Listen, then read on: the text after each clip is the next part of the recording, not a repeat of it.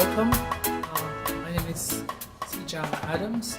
I'm a member of the faculty at John Jay College in the Department of Africana Studies.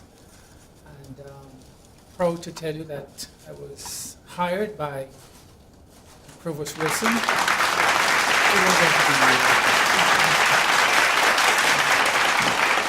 Thank you for coming. I want to start by acknowledging in our midst publisher of Carib News, Mr. Rodney. Okay. But I also want to acknowledge all of you who are here, who I've known, have come from far, some of you from the outreaches of Queens, Long Island, and other places. And equally important, have crossed the ocean to be here. And we have to take pause and remember also those who came before us. I don't know if you ever had the opportunity of sitting with your grandmother. It's usually grandmother. And she starts to tell you a story, and you look at her and like, how come I never heard that story before? My grandmother told me a story of getting barrels from the Bronx in the 1930s to my mother when I was a child.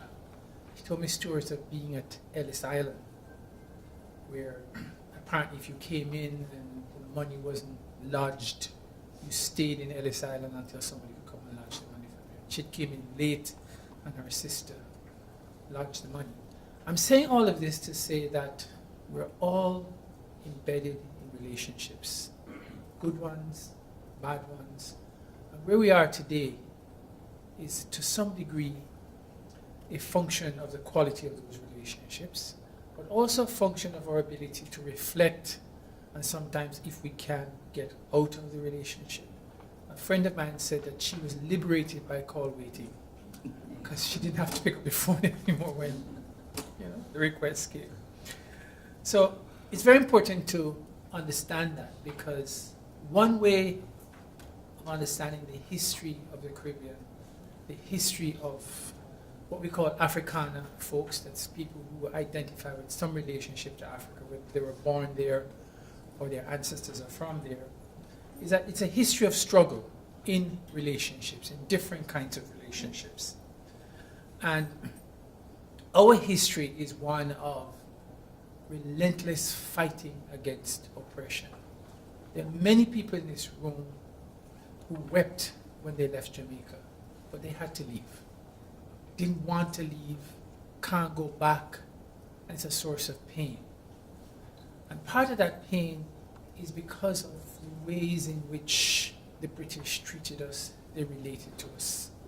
So when I hear people talking about motherland and England, I'm not ready for just take cutlass punch, because the history is one of a relationship that was exploitive. And Basil can disagree with me on this later, but laid the roots of the violence that we see there. This violence didn't start yesterday. It didn't start 100 years ago.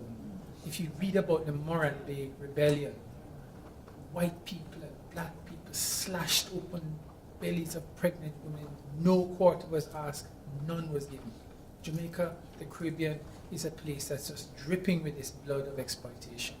So when you read this novel, the beauty of it sets a context that makes you wonder if you're some kind of a prisoner to history. We're not. Your presence here says you decided, I'm going to make a break, I'm going to try and do something different. Okay? So one of the questions, this isn't covered in the book, but it's implied in the book. What is the alternative? Is it a revolution? Is it a benign dictatorship? If you've been following the debate on the new commission of police, and you read some of the comments about why they want Adams to come back, so in 3 days, Adams can clean up all the crime. And it's like, that just sounds like, some kind of ethnic cleansing. Okay? So it's almost as if we're not moving in some ways. And the beauty of fiction, it can say to you, what if? Suppose we did something differently. So just to make a plug for my college, our contribution, the latest version of it, is my department is sponsoring, it's been approved, a major in human services and community justice. Because we realize a model that just focuses on, okay, you need to take care of yourself, you need to be all the best you can be mindful, you can meditate. Those things are necessary. But there are also relationships. So part of what we're pushing is a community justice, where we try to make changes at the community level where people can come together and talk to each other and work out differences without it necessarily having to escalate into the formal court system. Many of us grew up with that kind of a system where everybody was watching you in the town and you was watching everybody. And you do something bad, you reach home before you reach home. And there were advantages to that system. So if you got kids or if you want to come, this is a place to come to. Try something different so we can come up with some alternatives. The way the program is going to go this evening is Professor Wilson, was the former provost of John Jay College, was here from 1974 to 2008, 16 years as provost, and saw us through a very important transition from, this is my interpretation, from a college of criminal justice to one of social justice. This used to be a police college. When I came here, half the class was cops, and they would sit down like this. And when I started teaching here in 1986, they would sit down like this, because, again, thanks to the effort of people like Basil, there was a course called Ethnicity and Race in America that every student had to take, because you could have gone through John Jay and never had any interaction with race or blackness or any of those things. And he pushed that, and that transition continues today. Our new president, Carol Mason, served in the Obama administration, pushing social justice programs in terms of alternatives to incarceration and stuff like that. So Baz is a good person, and glad to have him here. So after he makes his remarks, then Jingles is going to read a bit, then Basil and I are going to interrogate him, and then we'll load up the questions. Professor Wilson.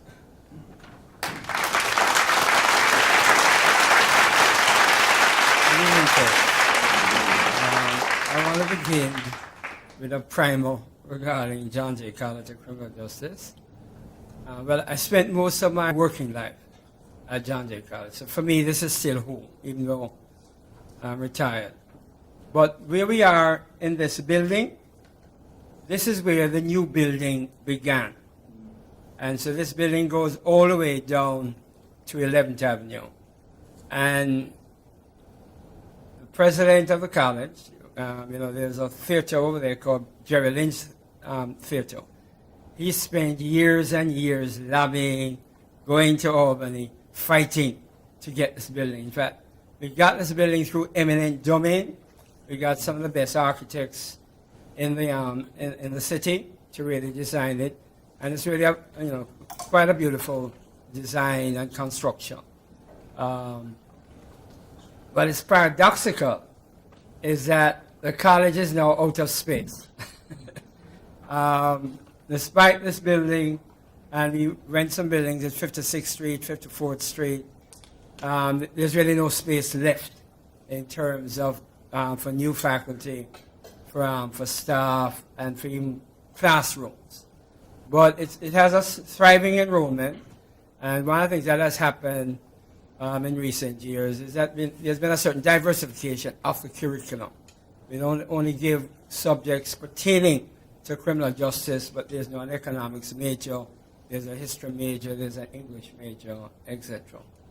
But we have always prided ourselves in being student-centered, and a faculty that does an excessive amount of teaching, but who are expected to do research and have a commitment to the community. So when we started planning this event, one of the things about academic institutions is nothing is held on a Friday night. But we realized that we were really aiming for community folks, and we opted for Friday. And so we're pleased that you were able to attend, and we're even more gratified that the weather turned out to be in Jingles' favor. We could have been in the midst of a snowstorm, and Jingles would be here with his books, selling to his family and nobody else. So what I'm going to do, I'm going to do two things. I'm not going to do a critique of the novel. I'm going to leave that to reviewers And it's going to be fascinating to see reviewers in the United States and reviewers in Jamaica, how they approach the novel and really assess it. What I'm going to do, I'm going to speak about Jamaica from the 60s to the present. And then I'm going to talk somewhat about some of the major figures in the novel and how they raise pertinent questions, which I call existential questions, which we all have to grapple with, irrespective of whether we read novels, short stories. As long as we're alive, we have to wrestle with those issues. There is a famous French existentialist by the name of Jean-Paul Sartre, and I'm not an expert in existential philosophy, but one thing that Sartre said that remains quite telling, he made the statement that man's existence has preceded his essence. And what Sartre argued is that the human species has spent its life, its years, trying to capture its essence. And in some respects, the book is really about capturing its essence. But in a larger context, Jamaica has been wrestling to find its essence. I mean, we've been independent from 1962, and we're still a society struggling to maintain a social order in which social justice is in fact embedded. Social justice is inclusive of the entire population.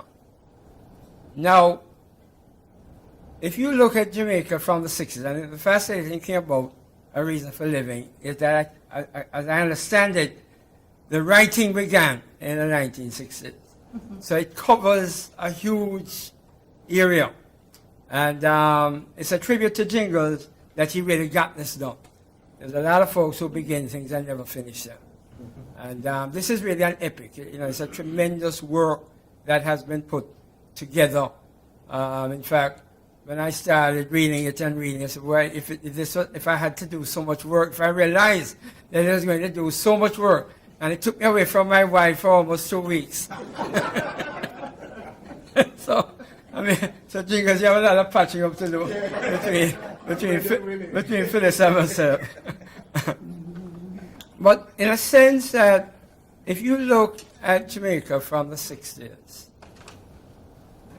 once what I call London Bridge shut down, Britain served as a tremendous escape valve for our surplus labor issue, what I call our lumpen proletariat.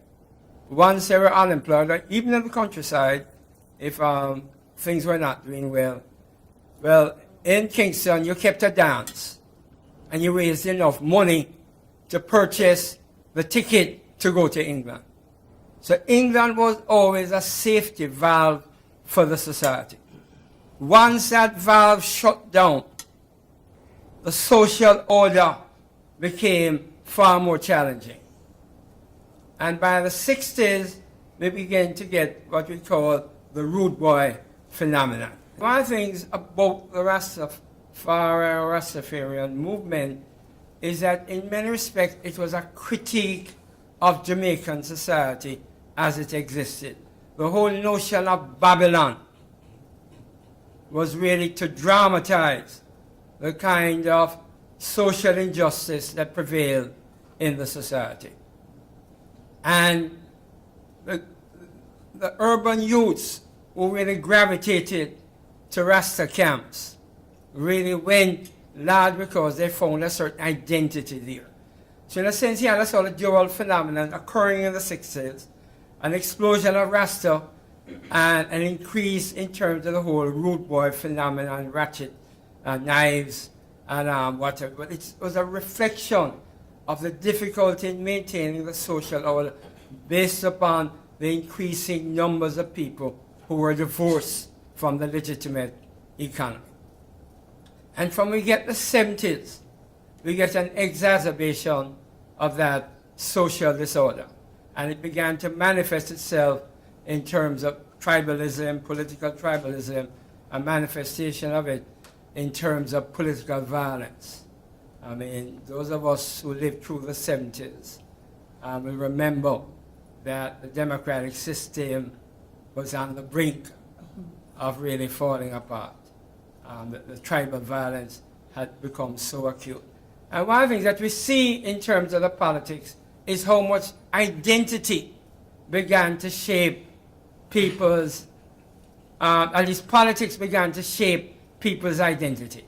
And so people even today identify passionately in terms of the Jamaica Labour Party, passionately in terms of the People's National Party. Although there has been a reduction in terms of political violence, having a lot to do with new institutions that were created, and people recognize that you don't really get the sort of gravy train from politics since IMF came in 77, and that we've been running deficits that make it much more difficult for politicians to really hand out a lot of stuff in order to maintain a certain amount of allegiance on the part of people who are marginally employed or are divorced from the legitimate economy. So one of the things that we see, though, is that the changes taking place in the culture. Lee Kuan Yew, who was the architect of the development of Singapore, said once that culture is development. But culture can also lead to underdevelopment. It's not something automatic. Culture can retard, thwart development, or culture can, in fact, promote development. So one of the fascinating things about looking at Jamaica from the 60s to the present, and I think the book, the novel wrestles with it, is how much the culture was, in fact, changing dramatically. And the thing is, and this is where the novelist has a responsibility in terms of the larger society. The cultural designers, the cultural practitioners have a critical role to play in not only helping us to understand the society in which we live, but to clarify things and, in fact, to uplift the society. And one of the things that we see, and you can look at it from the 70s, the 80s, the 90s, the 21st century, is that there are certain aspects of the music in which it led to upliftment of the culture. If you listen to Bob Marley's music, Bonnie Wailer, Peter Tosh, even some of Butcher Banton, it was an upliftment of the music in terms of using music to force people living in the society to live examined lives, to point out some of the weaknesses of the society and to beat down the society where it was not delivering for the masses of the people.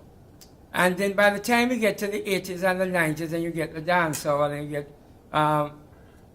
Wise Cartel and Ninja Man and Bounty Killer, you get a degradation of the culture. You get a sort of lionization of violence, whereas the early Rastaman promoted peace and love and an encouragement of reasoning and having camps where when you go on a camp, you don't just engage in follow, you engage in serious reasoning, you develop your logical skills, etc., etc. Whereas in dancehall, you saw the misogyny, you saw the degradation, you saw the contempt that was manifested in terms of females, etc., etc. So I think in terms of our cultural development, we are indeed at a crossroads. It's going to be interesting to see which Banton is going to be released from a federal prison in December of 2018, this year. And it's going to see the role that he might play in terms of dancehall, in terms of lyrics, in terms of cultural development, in terms of the music. We have some quite positive artists now, like Charles Riley, Chronics, and others, who are trying to uplift the music in many respects.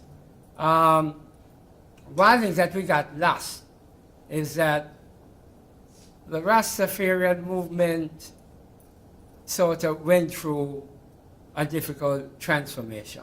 It still exists. I mean, 12 Tribe just celebrated one whole week of, I think, 25 years, 50 years of their existence. And I mean, there's still people who take the principles of Rastafari quite seriously. But one thing that we saw is that dreadlocks was no longer synonymous with Rasta. Sometimes dreadlocks sort of personified badness and violence, and so you got a much more variegated kind of manifestation in terms of urban culture. But one of the things that we have to understand in terms of culture, and I think Jingles wrestles with it in the novel, is how much economics shapes culture. Sometimes you can look, in terms of what Lee Canyon said, culture can shape economics, but more often than that, it is economics which actually shapes culture. Because if people are not eating, if people are divorced from the legitimate means of earning an income, if people are not obtaining a living wage, if people are marginalized and find themselves living in squatter camps in squalor, then you get a situation that is immensely volatile, and often in order to maintain the social order, we have to resort to states of emergency, or what we call now enhanced urgency. Right? Interesting euphemism, which is critical for the tourist industry. But the whole business of culture and the connection between culture and development or underdevelopment is something that is important for us to understand. One thing that is quite clear is that we have not developed a widespread tradition of novelists. And I say that carefully. If you look at, for example, in the United States, people like Richard Wright played an important role in terms of fiction and raising the consciousness of black people. James Baldwin did something quite similar in his novels as well as in his searing essays.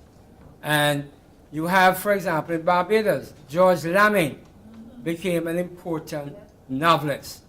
Some people are critical of the work of V.S. Naipaul, but he's an internationally recognized novel, sometimes much more critical of the Caribbean than we would like, but he is a recognized novelist. So let me turn now to the novel. And I'm going to deal, I'm not going to give up the punchline, but the novel, as I mentioned, the title Reson For Living, is personalities like Howard, Bernardo, Robin. Most of these people, old Edmund, they are struggling with finding the essence of human life. And so they go through these different contortions in trying not only to find themselves, but to relate to the larger society. So the novel deals both from a macrocosmic perspective as well as a microcosmic perspective. But it also deals a lot with the whole business. Jama mentioned relationships, and it sort of focuses a lot on love relationships. And it really wrestles as to try to differentiate sexually relationships from genuinely love relationships.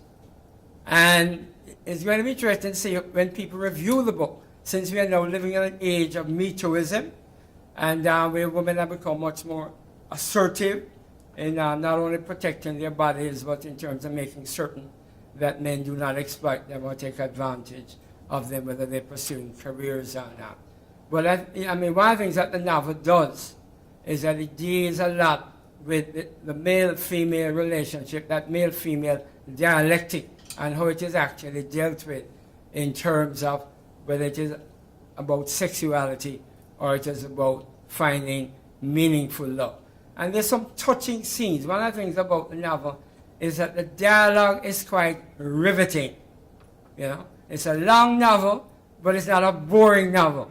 It is one that captures the imagination and really tries to let you deal with some of the existential issues confronting the larger society.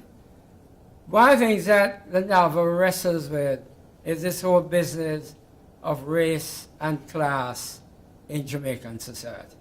I think it deals more with race than it does with class. But it talks about how much the superstructure, the governmental system, has in fact exploited the mass of the population, how much the superstructure is in fact engaged in utter corruption. And wallowing in this corruption, it means that the needs of working class people, of people who are marginalized, are not really being met.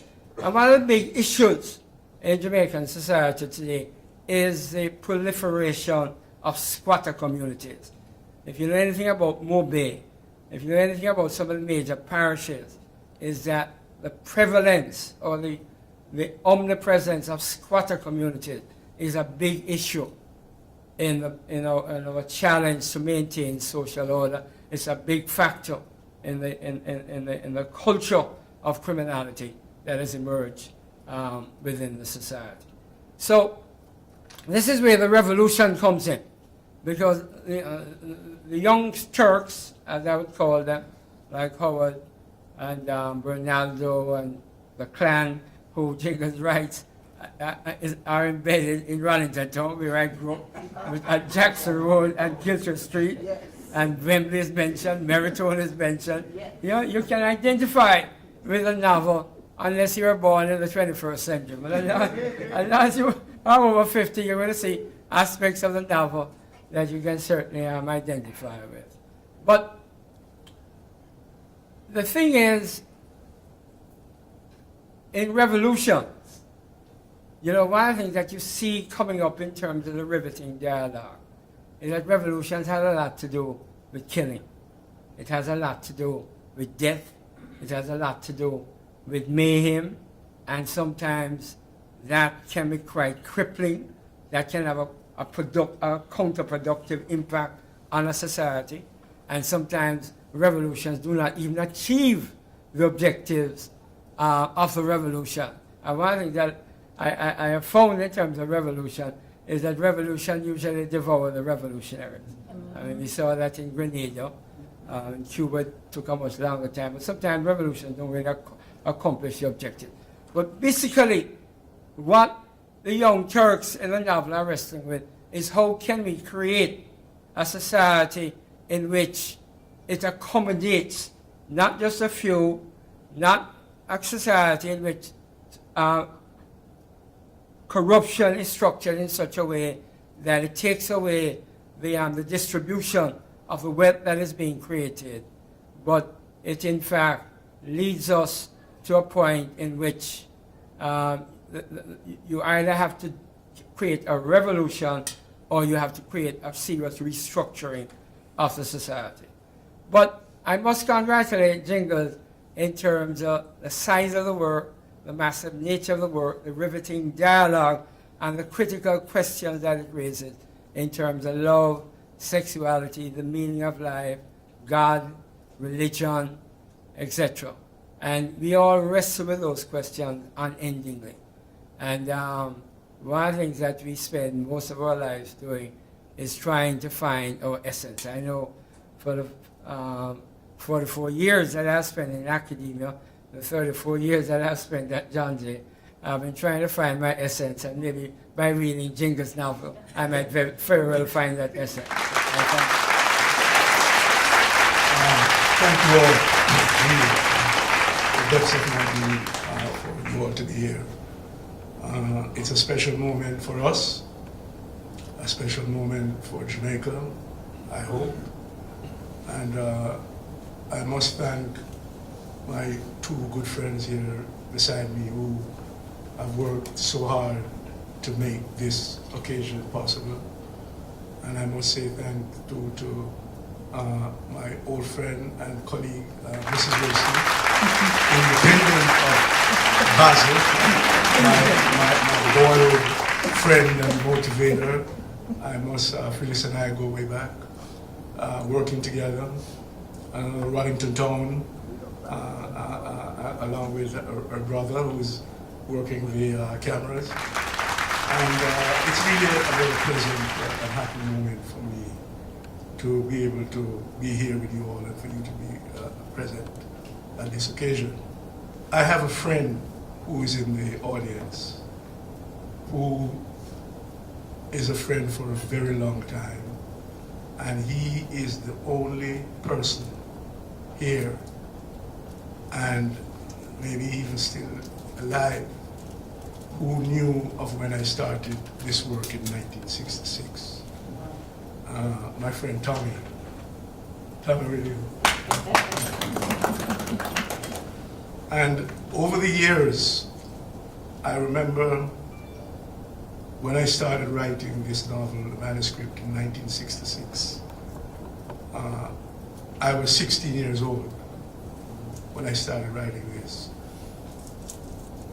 In each year, I have 2 birth dates because I was born in the month of July. So the first half of the year, I'm one age, and the second half, after July going on, I'm another age. So when I started writing Reson For Living, it would be about April, May in 1966. And when I wrote it in 3 drafts, and when I completed the final, the 3rd draft, it was in 1968, after the Olympics, which is mentioned in the novel. And by that time I was 19 and had already started working at Julian 2 years before. So Tommy, over the years, would always check me every 3, every 4, every 5 years. Jingles want to book, you know, because he was there from the beginning. We played a lot of football, which is soccer as we know it here. And when I started writing the novel, I just cut myself off from everything, including playing football. And he was the only one, because after we played football at Wembley, we went the same way to go home. So I would come off and then he continued. But he was always there asking me, and sometimes when like 3, 4 years that I didn't do anything with it, and he would ask me, I would go and look at it again and read something and do a little work on it. But basically, the novel was written, I would say 80 to 85% of it was written between 1966 and 1968. The plot remains, the characters remain, the dialogue is the main thing that I would have worked on over those periods from 1968 until now. So it's really a very special moment, and as Basil said, to really complete this work, thanks to the prodding of people like Tommy and my cousin and very other good friend who represents the musical part of all of this, Trevor, who was also there from Wembley back in the days. Sports and music and a little sex were the key things for us growing up, amongst, you know, other things. So I give thanks. I am going to read, I selected 3 places in the novel that I would read from. But based on what I've heard so far from Basil and Jama, I'm going to read number 2, which is the second section that I had chosen.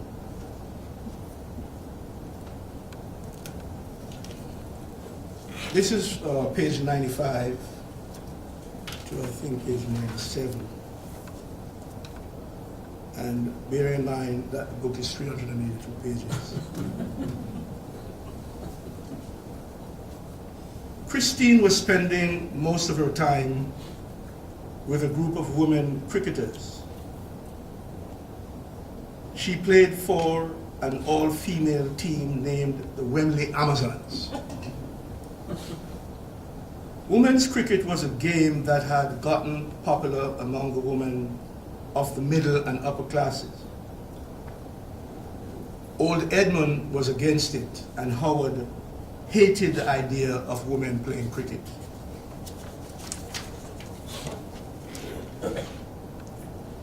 badminton or tennis or some such games, but almost every evening you are out playing cricket. Cricket is a man's game, old Edmund told her as she sat beside him in her white pants and shirt. Howard walked into the room. He had returned from taking Maria home. Our lady cricketer looks tired, he said to her. I am, she responded. They don't even know the bat different from the ball, old Edmund said, laughing. We aren't all that bad.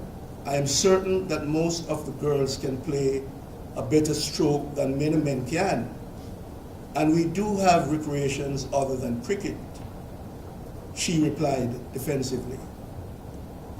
Like boxing and football, Howard teased. Forget you, she said, waving her hand at him.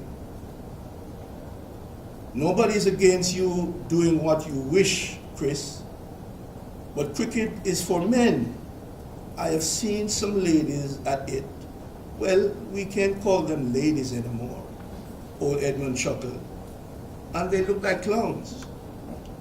Worse than that, they look like men. And nothing is uglier than a woman looking like a man, doing the things that men do, Howard added. We wear men's clothes. Nothing is wrong with that. Maria wears pants. What have you to say about that? Wearing and doing are two different things. To see a woman in men's clothes is certainly not the same as seeing a woman performing the things that only men are supposed to perform. Personally, I think that most of you girls who play cricket and soccer are lesbians, Howard said seriously. Well, what you think about doesn't impress me. Bernardo comes and watches us some afternoon and he likes it. He even offered to help us as a coach. Bernie may be there for something else, old Edmund said to her, shaking with laughter. Howard knew that Bernardo had only gone there to see if he could find himself a girl. He was a member of the university cricket team, but Bernardo had no interest in seeing women playing cricket. The idea of coaching them was even farther away from his thoughts. Christine rose and left them and went to her room. Howard went to the stereo, selected an Otis Redding album, and switched on the stereo set. He walked back to the sofa, singing along with the record, sitting on the dock of the bay, watching the tides roll in. Turn it down a little, old Edmund said to him. Howard went and turned it down. There is something I want to talk with you about. Howard lit a cigarette, listening more to the music than to old Edmund. It's about Maria, old Edmund continued. Howard shifted in his seat, his eyes on the stereo. You listening, old Edmund asked? Sure. I want to know, what do you have in mind for her? Howard remembered Bernardo. Since that night at the party, Bernardo had not spoken about Maria to him. Now it was old Edmund. What do you mean? What do I have in mind for her? You know what I am talking about. She loves you, and you encourage her. I don't encourage her. I love her, Howard corrected. Okay, fine, you love her. Are you planning on marrying her? For what? Old Edmund leaned forward in his chair and took his pipe from his mouth. What do you mean for what? What do you think men and women get married for? He said angrily. I don't know, Howard retorted blankly. Sure, you wouldn't know. You get a piece of tail, that's what you know. And as long as that can be had, nothing else matters. What if she gets pregnant? I know you don't have her locked up in the room all day, just painting and talking. What I do with her is my business. if she gets pregnant, she gets pregnant. And that's all to it. If she gets pregnant, she gets pregnant. He mimic. Sometimes I ask myself, you're really my son? Are you really my son? You're a louse. You know that. You're a damn louse. And if that's what you have in mind for that girl, then I'm going to let her know that you mean her no good. And what do you suppose that she would do? Walk away? Refuse to talk to me anymore? You believe that I make her come into that room, that she would be here every day if I didn't love her? He shouted, returning to face old Edmund. Then why don't you marry her? Old Edmund shouted back. Then why marry her? Howard shouted back. What is marriage? What does it mean? Is it love? Does it make us happier? He was sounding like Bernaldo, he thought. It would make her happier. It would make her feel more secure. And it would make her Mrs. Baxter. Other woman, not Maria, she loves me, and I love her. And with that, we have married in our own way and have consummated it. And then she gets pregnant, and what? You have asked that before. I ask again, old Edmund bellowed, throwing his pipe on the table behind him. The child will be her security, our wedding ring, Howard said, and he walked out. End of that.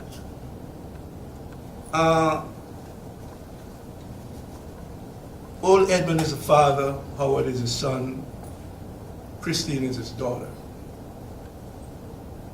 And they're wrestling, as Basil said, they're wrestling in terms of the micro relationships, the family relationships. And it is just one part of this dynamic that goes throughout the book. Who's to blame, Howard asked. The authorities, I would say. Promises have been made and not fulfilled. Our black brothers are being restless, yet the government remains adamant, Robin pointed out. But the same thing is happening here, and I think one should clear up his own backyard before going out criticizing others, Howard remarked, moving forward in his chair. True, I agree. I even believe that it is far more rotten here with all these strikes, inflation, high unemployment, and small income, old Edmund added. I know. Not to mention the racism and prejudices, Robin said, bowing over his drink. But we have to let the people realize just what the government is doing with them. They are unaware, Robin said in disgust. We can't do a thing. The people want to remain blind to it. The problem, I think, with Jamaicans is that they are too damn complacent. We have been under colonial rule so long that we have lost all self-respect and sense of responsibility, Howard offered. What's needed is better education of the masses, old Edmund added. Yeah, Pa, but who's going to do it? The government should, but they don't care for the masses. As long as they can get all their votes, all is well. Furthermore, the capitalists like you only pay lip service to the needs of the people.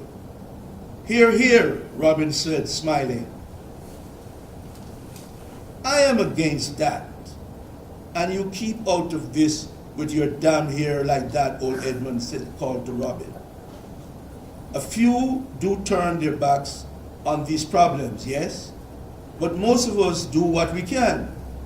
We are old men, most of us. You don't expect us to go out and wage war on the government, do you? Why not? Robin asked, getting to his feet. That's the same thing, Howard pointed out.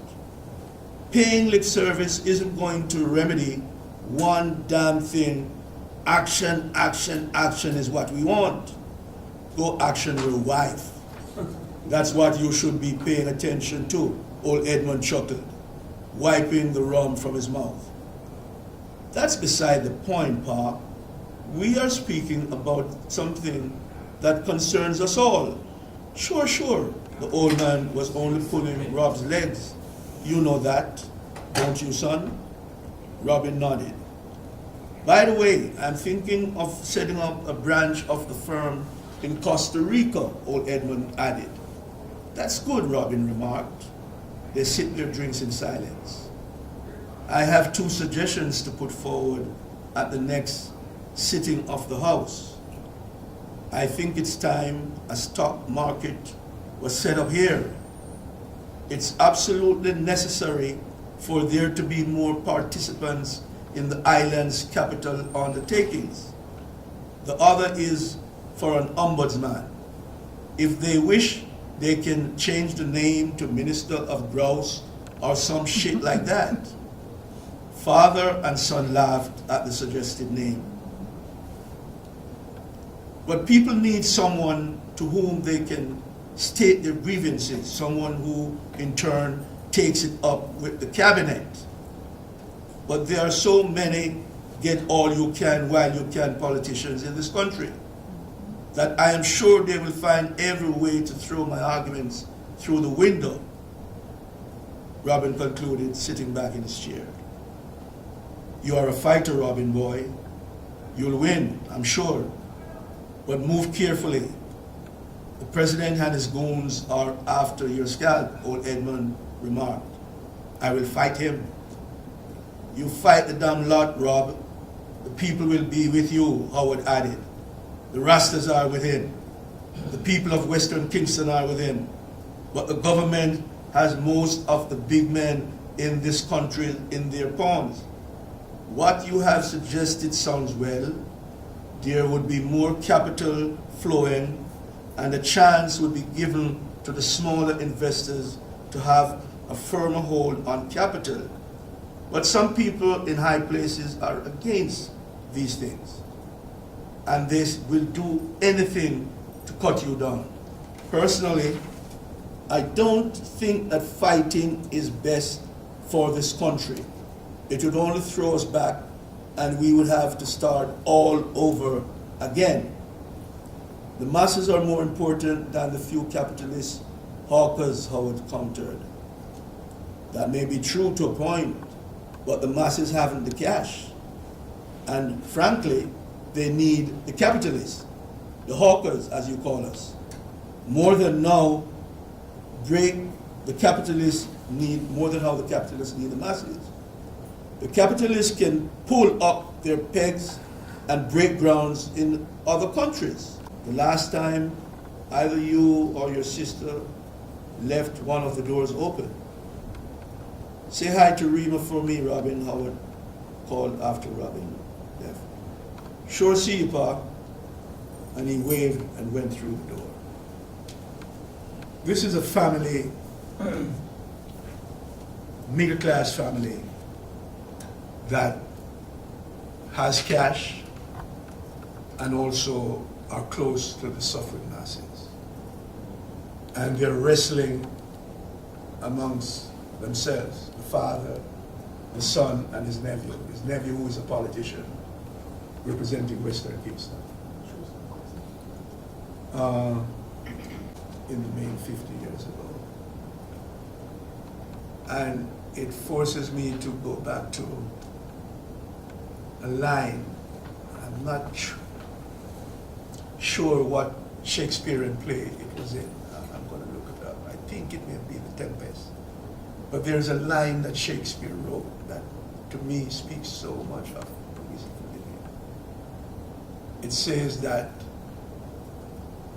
the past is prologue.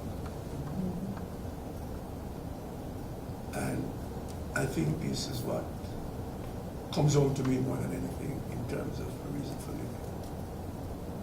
It's Basil as an academic and Jama who have studied these things can speak more to that, but it really is the past that has come full circle to the future as it is.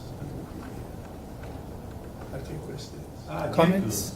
Yes, sir. Trevor, if you were to write, okay, a follow-up to this book, is there anything you would have done differently? As far as the context of the book relating to what you have just written here? If I was to write it now, Right, because you said this book was written back in 1966. So much has evolved, so many changes have taken place.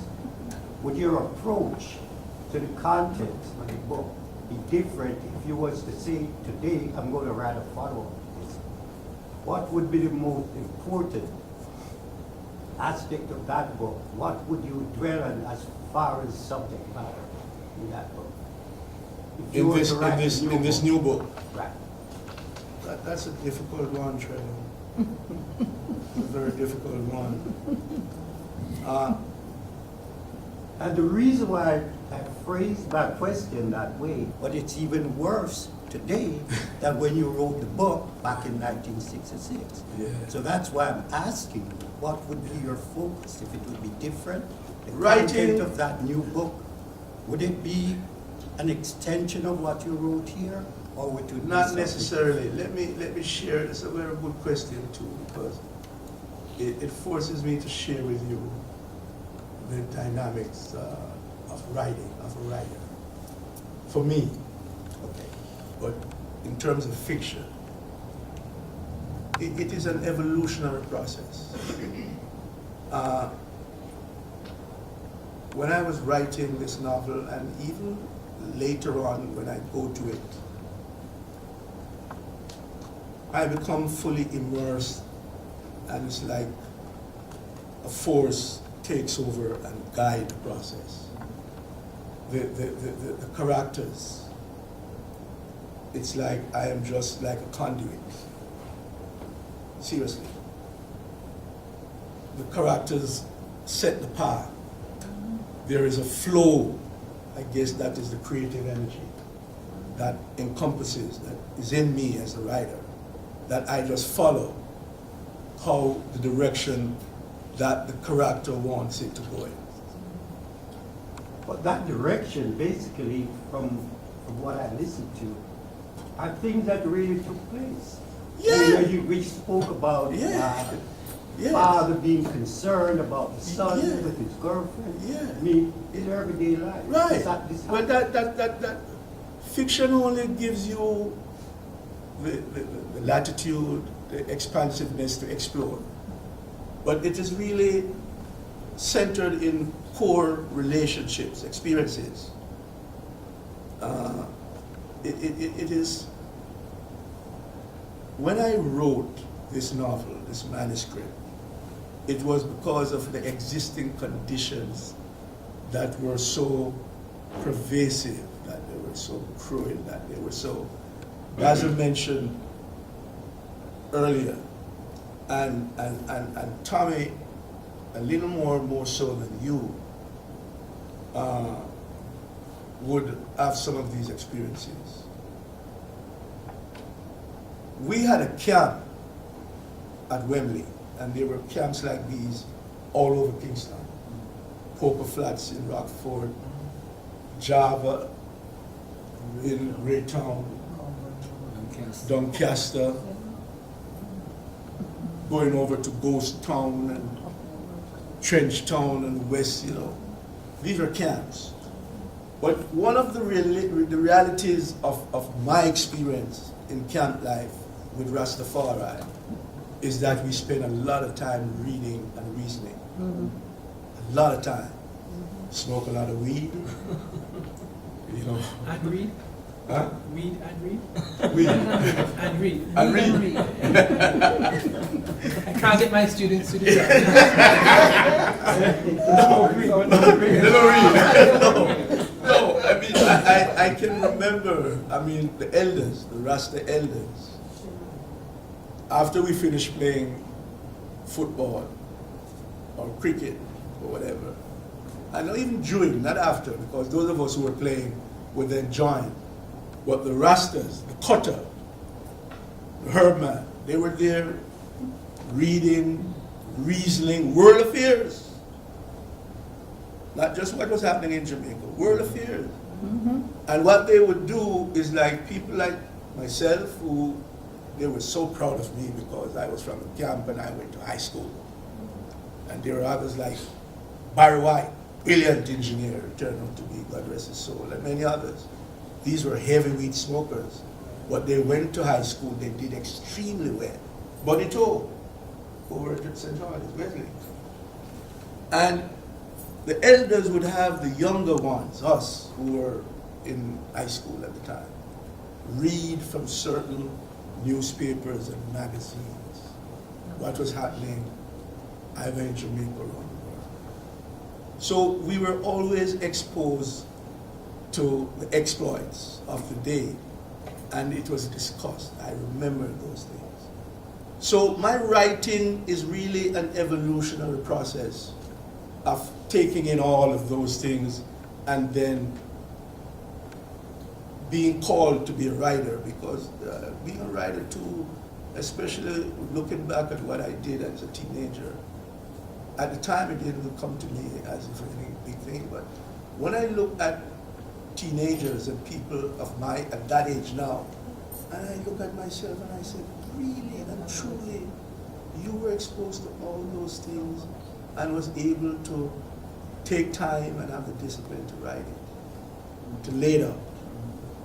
So, to answer your question, Trev, it would be difficult for me to say at this point where I would go with that. The circumstances would, but the key thing is that as a being and the family I grew up in, my environment, we were always sensitive and conscious of the suffering masses, for me personally. I can have memory, I have always been, my uncle is a Cuban, right? And so I was from an early age hearing about what took place in Cuba. And although I recall him not being 100% pro-Castro, he always told me and my cousin, his name was Cito Laves, he was a master mechanic, and he always told us that whatever Castro did was far better and superior to what existed in the days of Machado and Batista. Right? That is that aspect. So I was exposed to an international through my family being Cuban. I have aunts and others who were born in Cuba. Then my father, and again, I'm just trying to explain the dynamics that came to this. My father and my mother are working class people, as so many of us parents are. So much so that my father and my mother, their job titles end in the word worker. My father was a port worker. My mother was a factory worker. My father was a trade unionist as well as being a port worker. And his big thing, because at 22, 23, he was very much involved in the 1938 struggles that brought about modern Jamaica. It was the 38 struggles that brought the change that from colonialism into working class people having a voice and people of our color and what have you having some say. And my father being involved with that as a young man, a port worker, because remember the 38 struggles was led by the port workers on the Bustamante and St. William Grant and the cane farmers in Westmoreland. So again, my being, my formative years was always injected and infused with a sensitivity to the working class people, what they were suffering, and hence it came, it just flowed out in A Reason for Living. So, in answer to that question, the only thing I can tell you for sure is that it would continue the trend of the betterment of the masses. That's it. That's about it. You did a good job answering. Thank you. Homework assignment. In addition to buying Jingles' book, there's a book you need to buy when you tell you the name of it. It's Freedom's Children, the 1938 Labor Rebellion and the Birth of Modern Jamaica. It's by Colin Palmer. Just going to Google, put Colin Palmer, 1938, you'll pull up the book. And one of the interesting things he does in that book, he speaks about people like Jingles' parents, the frontline workers struggling with the political education and marching, the protests. So you hear about a network of Jamaicans who probably to this day are still not taught in our schools. I just want to make a couple remarks about this vexing question of past as prologue. Basil's point is, or I interpret Basil's point, is that we're always searching. To be human is to search for something. So the past doesn't repeat itself. There are variations, there are interesting things we do differently. So I can remember growing up in Jamaica, and two things strike me, depending on the mood I'm in. One was the relative freedom we had. You stayed out of the house as you get work or book to read. Okay? You had to be in by sunset. Mango tree, you know that lifestyle. It appeared free. I also remember the beatings. The beatings. Okay? And I see progress because you can't beat children like that anymore and get away with it in terms of, you may get away with it legal, but there is social disapproval. That woman with the cutlass, everybody saw that one? There was disapproval of it. We understood her circumstances. To me, that is progress. I returned to Jamaica in 1972 to understand that something like 80% of the population was illiterate. The literacy level was very, very high. Okay? This is when Jamal started, and I don't know if many of you remember that, right? There was a serious illiteracy program. Okay? So we got to be careful about what we take from the past and say it was worse then or it was better now. It's not that simple. Okay? We've lost certain things and we have gained certain things. And the book struggles with this because you can see, you know, people in their old age, they sit down under the shadows of death and they start talking about coulda, woulda, shoulda.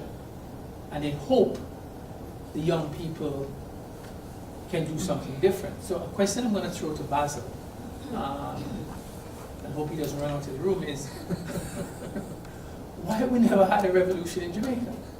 The conditions certainly were ripe for it. Jingles' question was, is it complacency? Was it futility? Here we have smart people, most of them in here sit down and talk about what we want to do different, how we could have changed the country. It hasn't happened. So we need to think about these conversations. Why don't they go anywhere? Singapore had a benign dictator, because that's what Lee Kuan Yew. But Jamaica has not lacked dictators. Remember Eddie Siaga? If there was ever a dictator, Hugh Shearer in 1969, Michael Manley and the gun court. We have never lacked leaders who said this is the way we go. But there's a skepticism towards authority that's deep, deep in the culture that maybe you didn't find in Singapore. So let me shut up. And then we'll go back to it. Yeah. I think one of the reasons why we never really had a radical movement is that when you look at the two parties, I wrote a dissertation called Surplus Labor and Political Violence in Jamaica from 1966 to 1976, the dialectics of political corruption. Never published officially, but it's around. One of the things that you see that occurred in Jamaica from the 38, from 44 when we had universal suffrage elections and coming right up to the present is the division from an intra-class vantage point. When you get revolution is when elite societies or elite power structure cuts off themselves from the larger population, that the people underneath can in fact unite and begin to express themselves in a resounding voice. One thing that happened in Jamaica is that split in the labor movement, a split in terms of political tribalism, a split in terms of sufferer communities. I mean, take for example in the 1970s. It wasn't an interclass struggle, it was an intra-class struggle. It's Rima versus Arnold Garden, it's Tivoli Garden versus Lissaton, it is Saunders Lane versus Rockford. All of that is intra-class struggle. You get revolution when interclass becomes more accentuated, much more developed, and you have a different sense of identity. We never developed that class identity. I think even in terms of the novel, Jingles struggles with it, but there's sometimes much more emphasis on race. For example, Rasta, even though it has a class connection, it's a much more focusing on the dimension of race. And even today, the preoccupation with Marcus Garvey as somebody who has a prescription for the solutions, but in a sense that we never, like for example, Cuba was quite different. The Marxist Party in Cuba was always a force in terms of the labor movement and the intelligentsia. The intelligentsia played a big role in terms of the Cuban Revolution. Well, we never really gravitated to anything communistic. But the other thing that I think is significant, in addition to the interclass struggle, is that democracy is highly institutionalized in Jamaica. I remember once at a football match in Jamaica, and a Rasta man said, every man has to have a say in a life. And that is a strong ethic and a strong moral connection in Jamaica. People believe they must have a say in life, and they manifest it in terms of one of the problems with our democracies. People buy votes, and that's a stroke to the democratic process. But there's a strong feeling that the non-elected must elect elected officials. Leadership have not emerged with the consciousness and the respect. And this is I mean, I talk about my parents all the time, because I'm really what my parents were manifest. From I was a child, my father keeps telling me over and over to his dying day that the major problem in Jamaica is that he called them the ruling class have no respect for the working class masses in Jamaica. Nope. To this day. Legacy. No respect for the working class people. And he was there as a young man. He was beside as a young man watching Bustamante.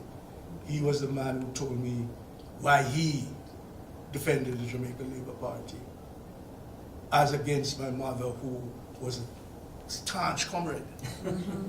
So even that dynamics I grew up in a household where my father was a Labourite and my mother was a PNP. But they never quarreled about politics, you know what I'm saying? Which maybe is a savior for me. They kept it out of the bedroom. They kept it out of the house completely, you know. But it is always a failure. And like you mentioned of the Singapore experience, a leadership emerged that took control. Cuban Revolution, a leadership emerged that took control, that really had the significance and had the empathy and had the understanding, the sensitivity of what the working masses were undergoing. And this is what I tried to get out of A Reson For Living in terms of the characters that I came up with. And again, I think Basil alluded to it, or Jama earlier. You can only have a successful revolution, really, if there is leadership from the ruling, from the intelligentsia and what have you. Jamaica never had that. It failed. It always failed. They never really see that it is important and significant for the people to have control of their path, direction, and destiny. Brother, you, Jack. Lady, what? Oh, I'm sorry. Somebody, your sister. You mentioned that a lot of Jamaicans went to England, and it, after a while it stopped or it slowed down. 1962, gate shut. First, why? Was that because of the independence? Yeah, once we became independent, we were no longer British citizens. We lost our British citizenship, we had Jamaican citizenship. So we had to go to Britain through different channels. I mean, you had to apply, and the mass influx just came to a trickle. But wasn't also a mass of Jamaicans going to America and to America and to Canada? After 65, after 65, but it had a different class character. The exodus to the United States had more of a middle class orientation, whereas the influx of Britain had a lot to do with people from the countryside and the urban areas. So more servitude, more going for service job, that type of. But remember during the European Civil Wars, also known as World War II, they killed a lot of their labor. So they needed the bus drivers, the nurses, and there was an influx. Yeah, big shortage of work. But we did get some lumpen in the New York area. But most of them came illegally. America has played in its political and economic and social dominance of the world. Cuba spent an enormous amount of time fighting America on different levels. And there are all kinds of revolutions against Machado, against Batista, against the control of the economy by American industrialists. Remember what happened to the PNP in the 4 chiefs? Manley had to clean up the PNP because the American government said in effect, wait a second, you're communist. Somebody said, no, got to the authority and see, my hands are clean. The same thing happened in terms of when we wanted to legalize marijuana. So we have always been under the thumb of the American. So it's not necessarily the intra, class struggles is quite valid, but they've never been able to get out from under the American influence. And I think that is a key kind of True. True. I would extend it further to say you've not been able to get under the thumb of capitalism. okay. First globalization was the Atlantic trade stream, and America, Britain exhausted itself in the wars, and the Americans just stepped in and just continued the same, taking surplus. And their genius, if anything, was what they offered was consumerism, higher purchase. And then you became a slave to the market rather than to a political system. And Basil mentioned earlier that one of the genius qualities of the American Revolution and of its immigration policy is that it takes your smart ones, it takes those willing to work the 5 and 6 jobs, and that can mediate against any revolutionary struggle. But there's a line that Shakespeare wrote that, to me, speaks so much of Reson For Living. It says that the past is prologue. And I think this is what comes home to me more than anything in terms of Reson For Living. It's Basil as an academic and Jama who have studied these things can speak more to that, but it really is the past that has come full circle to the future as it is being repeated. I take questions.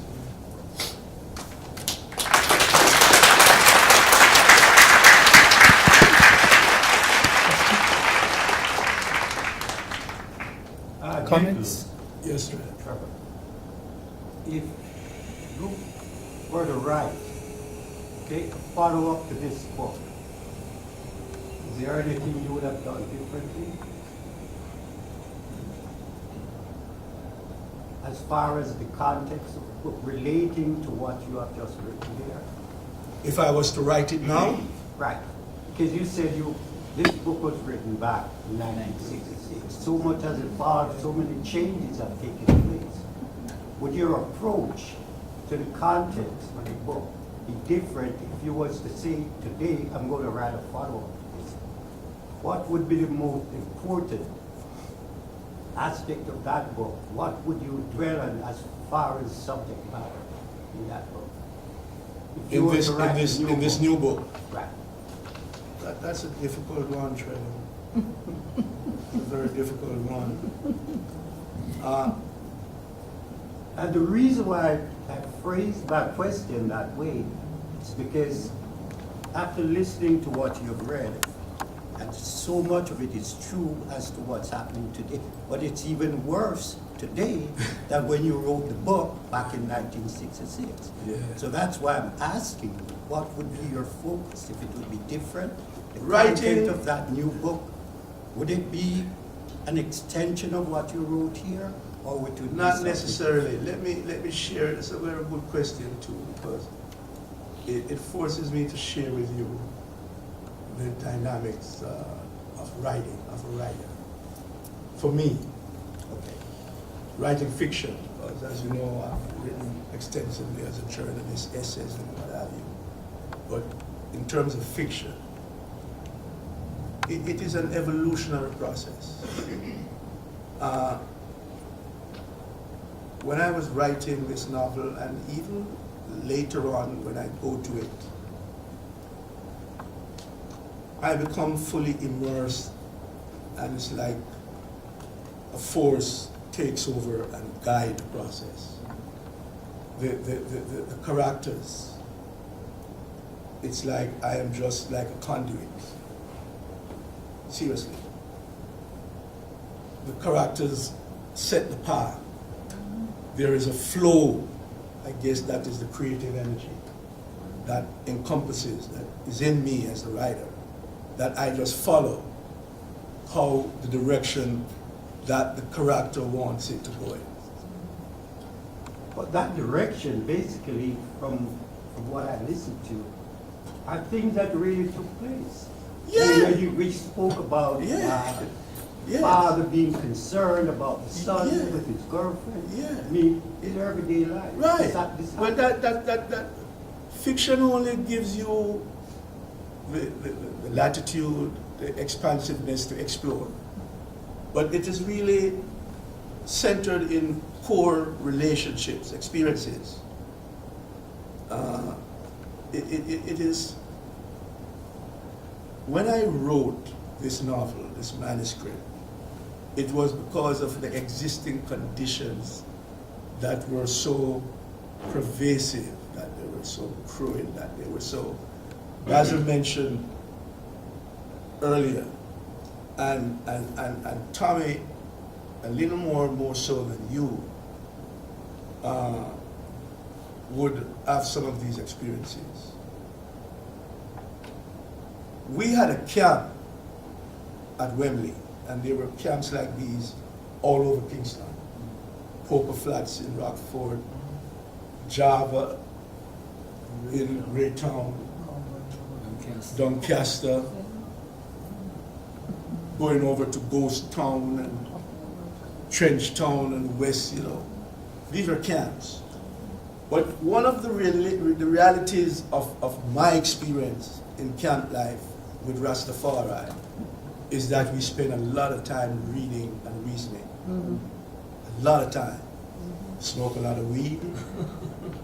You know. And read? Huh? Weed and read? Weed. And read. And read.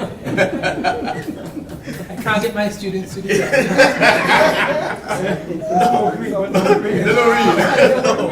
No, I mean, I can remember, I mean, the elders, the Rasta elders, after we finished playing football or cricket or whatever, and not even during, not after, because those of us who were playing would then join But the Rastas, the Cutter, the Herb they were there reading, reasoning, world affairs. Not just what was happening in Jamaica, world affairs. And what they would do is like people like myself who, they were so proud of me because I was from the camp and I went to high school. And there were others like Barry White, brilliant engineer, turned out to be, God rest his soul, and many others. These were heavyweight smokers. But they went to high school, they did extremely well. Bonito, over at St. George's, Wesley. And the elders would have the younger ones, us, who were in high school at the time, read from certain newspapers and magazines what was happening either in Jamaica or around the world. So we were always exposed to the exploits of the day, and it was discussed. I remember those things. So my writing is really an evolutionary process of taking in all of those things and then being called to be a writer, because being a writer too, especially looking back at what I did as a teenager, at the time it didn't come to me as if any big thing, but when I look at teenagers and people of at that age now, and I look at myself and I said, really and truly, you were exposed to all those things and was able to take time and have the discipline to write it, to lay it out. So, to answer your question, Trev, it would be difficult for me to say at this point where I would go with that. The circumstances would, but the key thing is that as a being and the family I grew up in, my environment, we were always sensitive and conscious of the suffering masses, for me personally. As from I can have memory, I have always been, my uncle is a Cuban, right? And so I was from an early age hearing about what took place in Cuba.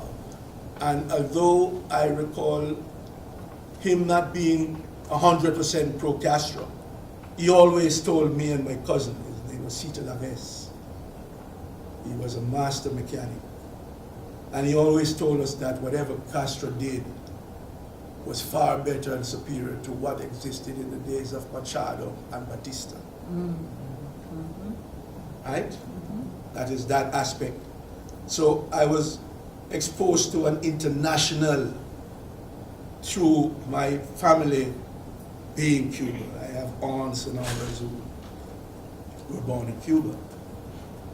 Then my father, and again, I'm just trying to explain the dynamics that came to this. My father and my mother are working class people, as so many of us parents are. So much so that my father and my mother, their job titles end in the word worker. My father was a port worker. My mother was a factory worker. My father was a trade unionist as well as being a port worker. And his big thing, because at 22, 23, he was very much involved in the 1938 struggles that brought about modern Jamaica. It was the 38 struggles that brought the change that from colonialism into working class people having a voice and people of our color and what have you, having some say. And my father being involved with that as a young man, a port worker, because remember, the 38 struggles was led by the port workers on the Bustamante and St. William Grant, and the cane farmers in Westmoreland. So again, my being, my formative years, was always injected and infused with a sensitivity to the working class people, what they were suffering, and hence it came, it just flowed out in a reason for living. So in answer to that question, the only thing I can tell you for sure is that it would continue the trend of the betterment of the masses.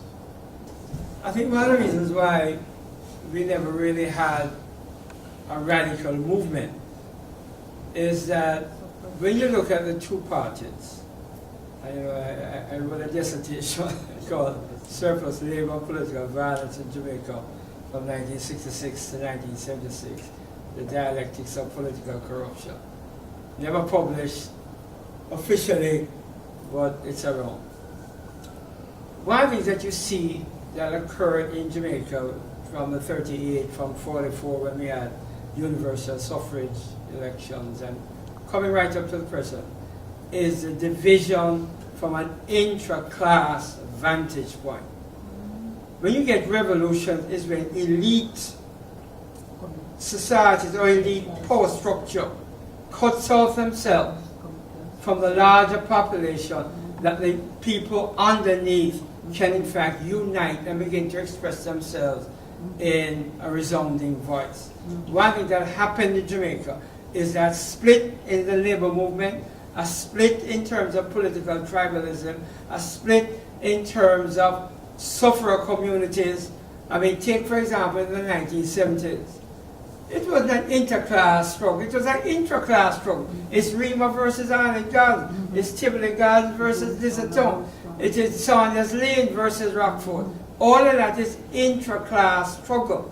You get revolution when interclass becomes more accentuated, much more developed, and you have a different sense of identity. We never developed that class identity. I think even in terms of the novel, Jingles struggles with it, but there's sometimes much more emphasis on race. For example, Rasta, even though it has a class connection, it's a much more focusing on the dimension of race. And even today, the preoccupation with Marcus Garvey as somebody who has a prescription for the solutions, but in a sense that we never, like for example, Cuba was quite different. The Marxist Party in Cuba was always a force in terms of the labor movement and the intelligentsia. The intelligentsia played a big role in terms of the Cuban Revolution. Well, we never really gravitated to anything communistic. But the other thing that I think is significant, in addition to the interclass struggle, is that democracy is highly institutionalized in Jamaica. I remember once at a football match in Jamaica, and a Rasta man said, every man have to have a say in a life. And that is a strong ethic and a strong moral connection in Jamaica. People believe they must have a say in life, and they manifest it in terms of one problem with our democracies. People buy votes, and that's a stroke to the democratic process. But there's a strong feeling that the non-elected must elect elected officials. Sir? Yes, I have a question, comment in terms of, the name is Yaga, in terms of the answer to all this, because Professor Adams, you spoke about the Morant Bay Rebellion. Professor Wilson spoke about London Bridge and the music and everything. And then Mr. Jingles talked about the government structure in Jamaica. And so you just asked about why is it that we never had a revolution. So now, to me, the obviously revolution, like Professor Wilson said earlier, is generally never the answer. So what, in your opinion, Mr. Jingles, after going through this, over 4 decades of observation and writing, would be your, answer, or one of the answers, the possible answers to the plight of Jamaicans? Because, like you said, from 1966 when you started, it's the same thing going on right now. And to me, the church, nobody mentioned the church, but the church to me is complicit in all of this. So what, you know, would you say, would you give as an advice to possibly a solution? And I thanks, very good point. Yes, but I will respond more as my experience as a journalist, because I've been known more as a journalist than I am now as a novelist. Maybe no longer. I have addressed that a number of times, Yaga, in articles and essays and columns that I've written. And that's one of the reasons why in Jamaica,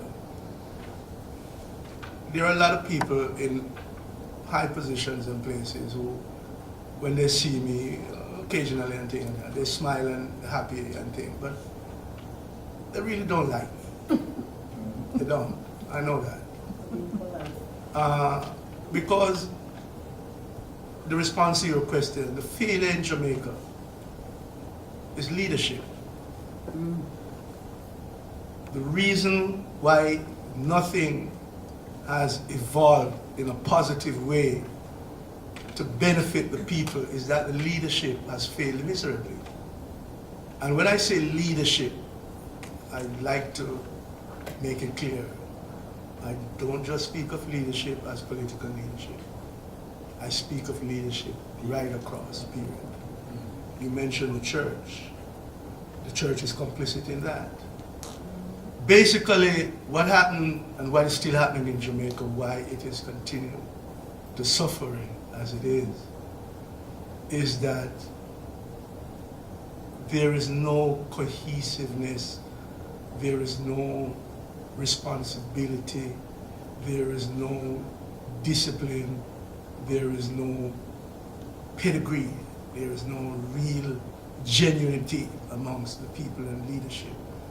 It's all about what a clique can have control of and the class division,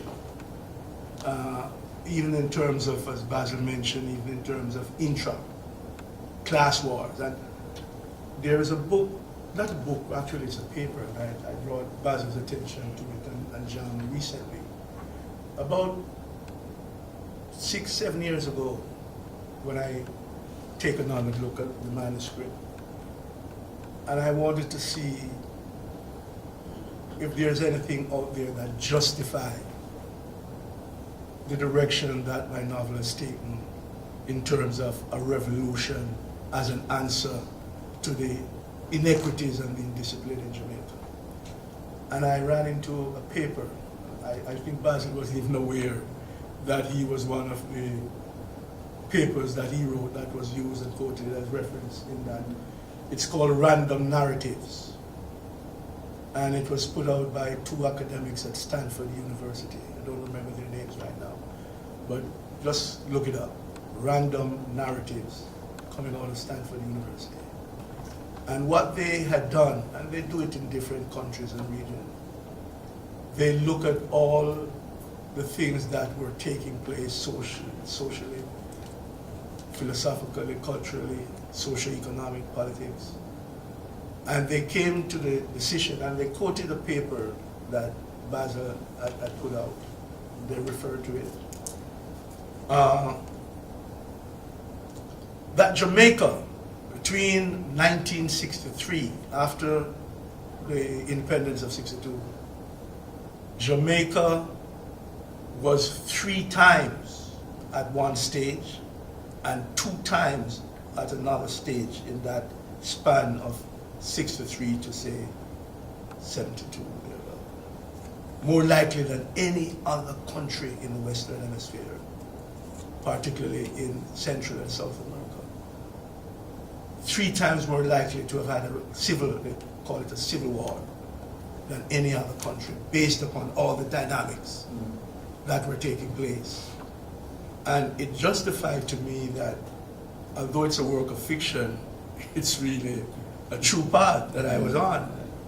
That's what it is. And I felt relieved because, you know, here were some guys who, young men, white guys at Stanford who did their research, and they showed at the same point Basil made, that one of the contributing factors that one would say Jamaica had in my research, in putting out the release and things on book, I came across, I think it was 15 gangs in the 1960s that existed in Kingston alone.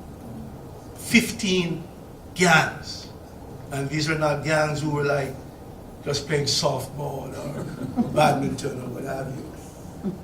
Some of them are friends of Tommy and myself. We had friends who were, Mama was I think the first big gang. Phantom Gang.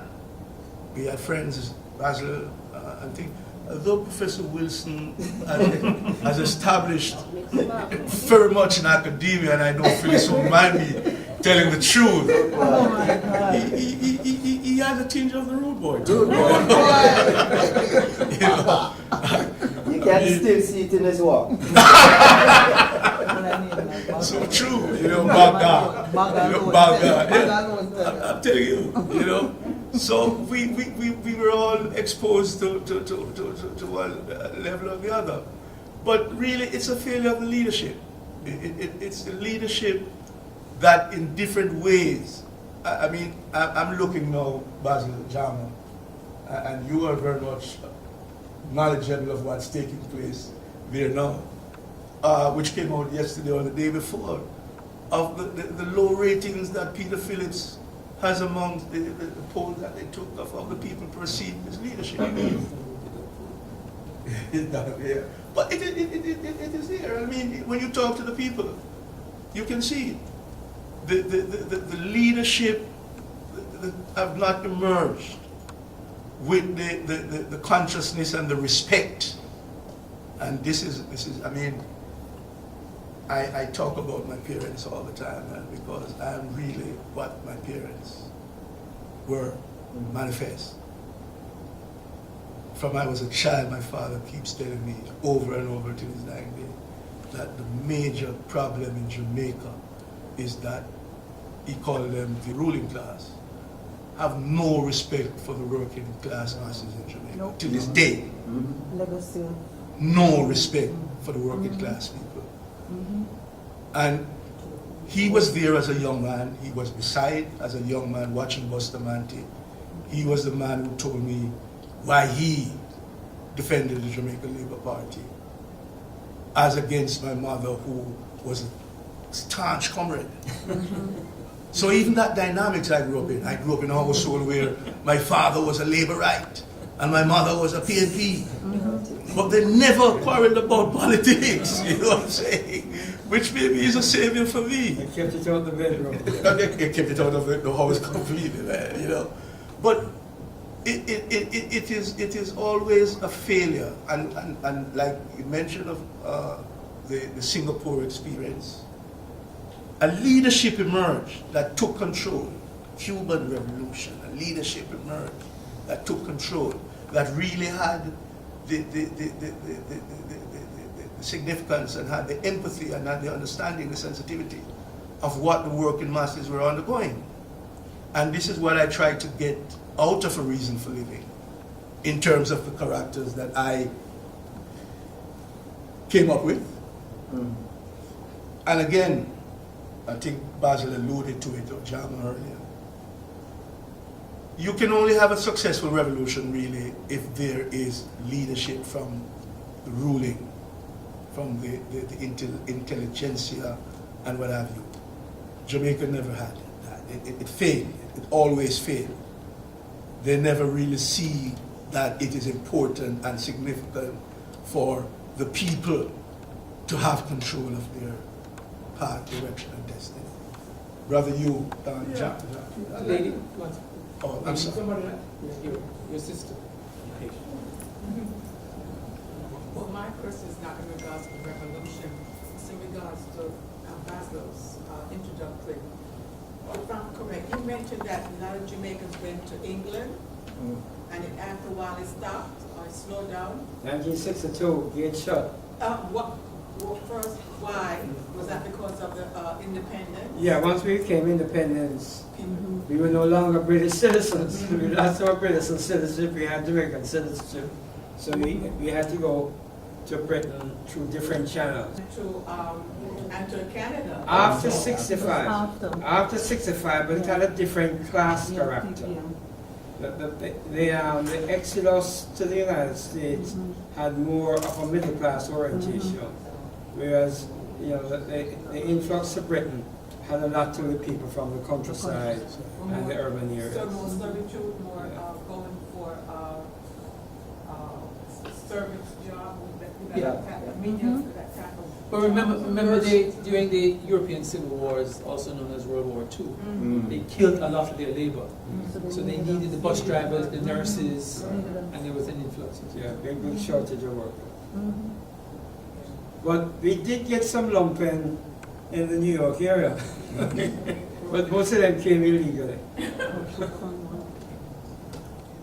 role that America has played in its political and economic and social dominance of the world. Cuba spent an enormous amount of time fighting America on different levels. And there are all kinds of revolutions against Machado, against Batista, against the control of the economy by American industrialists. Remember what happened to the PNP in the 48 years? Manley had to clean up the PNP because the American government said in effect, wait a second, you're coming. Somebody said, no, got to the and see, my hands are clean.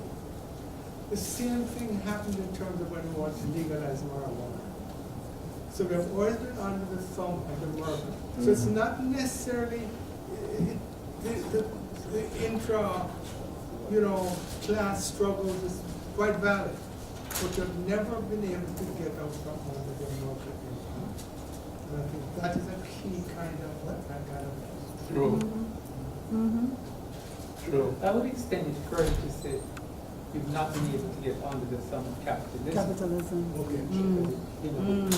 First globalization was the Atlantic Trade Street, and America, Britain exhausted itself in the wars, and the Americans just stepped in and just continued the same,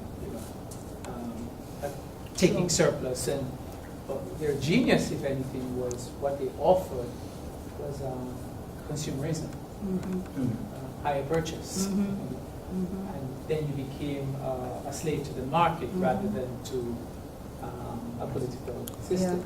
And Basil mentioned earlier that one of the genius qualities of the American Revolution and of its immigration policy is that it takes your smart ones, it takes those willing to work the 5 and 6 jobs, and that can mediate against any revolutionary struggle. All right, enough people. May I? Certainly. Julian, I just wanted you, talking about revolution, you always talk about in the 60s when they would have sent down into like Wellington town or the poorer communities with guys off the corner, Yes. and how they would do it. The audience know about that because that was new to me. Yeah, it's a reality, and We know about that. I mentioned it, interestingly, I think I mentioned it quite recently. Jama and Bag and I were meeting, and I mentioned of it, and it turned out that Basil called a name. He actually put a name to one of the, what Charmaine is alluding to, one of the experiences we had. And Tommy, you're certainly, I know you were there, at least one of them. Is that Border Boys? No, not Bowery Boys. After independence, Jamaica had its independence in '62. And, Rodney. huh? You mean Rodney? No, not the Rodney. The Rodney was in a little later, was in '68. But earlier than that, what Charmin is talking to, what I mentioned in '63, I remember clearly.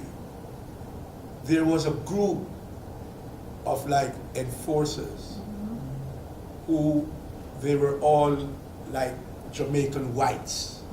Oh, you mean Billy Jingles. That's it. He knows exactly what you could speak to it. Was that But- maybe who? Billy Gentles is the name of it. There was a group of guys who traveled certain key spots, corners.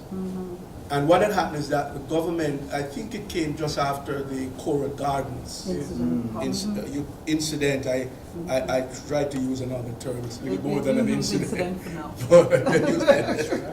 But this occurred just about after the Cora Gardens in 63. And the government of the day saw a threat in the gathering of young black men in any corner. And a curfew was issued that there should be no gathering of young men on any of the corners after like 6 p.m. or 7 p.m. You remember, Tom? It was about in 63. And I remember one night, it was a Sunday, they backed us up right in front of the Wellington Town Police Station. And I said, boy, where you doing on the street this time? It was like 6:15, 6:30. And they had guns. It was a Sunday. They had guns. They had guns. And that's not the police. Huh? No, paramilitary. Sort of. Yeah. And a lot of people in Jamaica doesn't recall or remember that. It was good that Basil remember the name of one who I guess he was one of the leaders. He was one of the principals. Yeah. Billy who lived at Dunn Road. Yes, he lived at Dunn Road. Yeah. Billy Jingles. Yeah. They led that force. And they would corner us with their guns drawn. And you're not supposed to be on the corner after certain hours because it was a threat to the stability of the government of the day. Interesting. Greetings, Sharon Gordon here. Yes. Thank you so much. I can't wait to Yes. delve into the 300 and how many pages? 82. 82 pages. Yes. Can't wait. Didn't realize we huh? Plus the index. Plus the index. All right. Can't wait. I didn't realize we had so much in common, Jingles. I've loved you from day one. You know that I always felt like a comrade spirit. But just to share, grew up in Wellington Town on Van Street. Yes. Mother was a comrade. Grew up in a family of GLP. My grandfather was the BITU representative from Portland that went to Anata Bay, Mr. Harmon. So in the family you have the GLP, them, and you have the PNP, them. And just like you, same thing, mother owned a factory, always had this sensibility, tug of war between. Yes. She used to always tell us, we used to have a helper and everything, and but we used to have to work. She used to tell us our helper is not there for us. It's for she, we must work. So we always had this sensibility to the working class of the factory. But what is interesting is, as you talk about Billy Jingles, you know what I remember growing up in, so 10 years later now, or even less than that, I'm in Wellington Town. And I remember the guys, them couldn't hang out at the clinic wall because they would come and scatter them. I used to live across from where Carlton and Family Man live. So them live at 11, I live at 9, right? So if you remember, them used to gather on the wall by they used to have the same roundups that used to go on because I remember how the man them used to scatter. And Francis is remembering about the Scully Gang them. I remember the youth them from Scully Gang. I mean, you could tell when the roundup was coming because they used to scatter. But let's jump back to something that Professor Adams spoke about. I remember being troubled when I went to Jamaica and saw Digicel marketing. When you got off the plane at Palisados, or it's not the airport, Norman Manley, you would see these red and white signs just everywhere. I remember this so vividly, and I remember speaking to Brother Carlyle about it and say, this is what continues. They continue to keep us in that place. It is easier for you to call foreign than it is to call up the road. They have made it that way. So you have developed a dependency. They have taken that whole dependency now where it's easier for you to call your family member and say, give me some credits or send some money than it is to call you. Right, that's what exactly. It's easier for Jamaicans to call me than for me to call them. But it all speaks to, I think it comes to what you're saying about keeping us, Dr. Wilson, in a place where we can't get that revolutionary spirit going because we're going foreign, we're on our way to foreign, we just come back from foreign.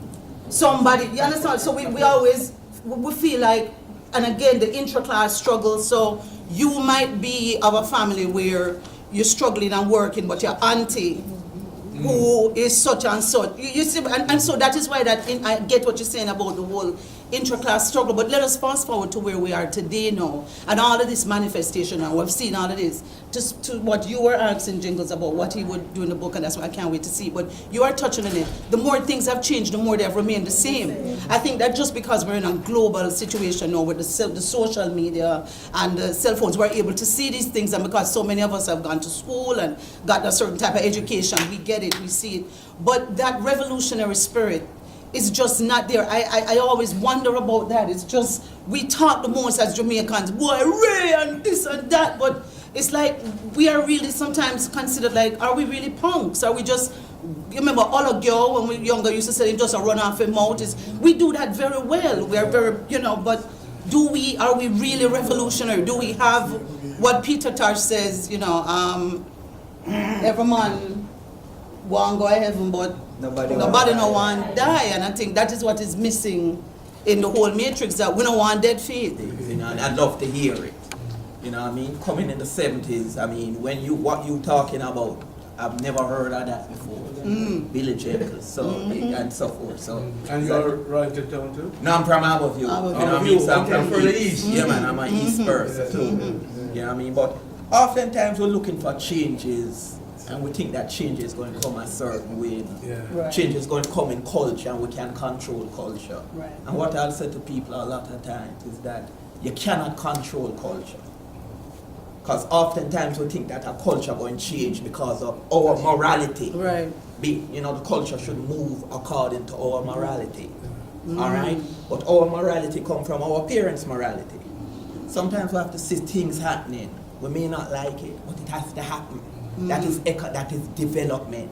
In my. But I want to confuse it a bit. People drive culture. I'm not questioning that the system doesn't have a certain solidity to it. But you take something like the athletes. Okay? I didn't go to school in Jamaican high school, so I don't have a high school affiliation. But I'm listening to these young people at Champs and are so articulate. These are black-headed, them dark, them come from country. Somebody is working with you. You don't get that kind of a system if somebody didn't sit down and say, we are going to work this culture. The music is the same thing. Well, so I think the issue goes back to the culture to drive the music. Huh? I think the culture drive the music. No, but the culture is the people. Right. When Buju sit down and sing about untold stories, and Rasta talking about the Maccabee version, where did that come from? No, don't drop from your head. Somebody teach you those things. Right. And one of the arguments we can make is that one of the biggest disasters in Jamaica is our educational system. Right. Because the curriculum is still a work in progress. Let's put it that way. But I have a gender question. Okay. I mean, the book deals a lot with sexuality, with love, with relationships. And much of it was written in the 60s. To what extent has gender relationships changed from the 60s to the present in Jamaica? In Jamaica. In Jamaica. Well, I would take a shot at that.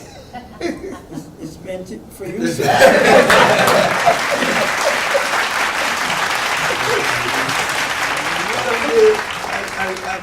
I'm giving away. I think I know Basil purposely put that question out because it's a very interesting thing, and even for me looking back now,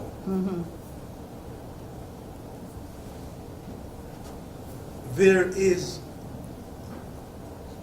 a central theme of homosexuality in the novel. Both male homosexuality and female homosexuality. That was, I read a little piece from one of the passages that touched on it. And what has jumped out to me is that I was able to approach it, to look at it then. But the reality of today is that it is far more pronounced and far more accepted, and I'm not talking about the American society now, I'm talking about even Jamaica, that how the differences and the opposition to homosexuality in the Jamaican, and Jamaicans have been accepted around the world and branded as one of the most homophobic society in the world. And it is mentioned in the novel, like I said, not only male homosexuality, but female homosexuality. That has become, it has evolved to today wherein it is far more acceptable.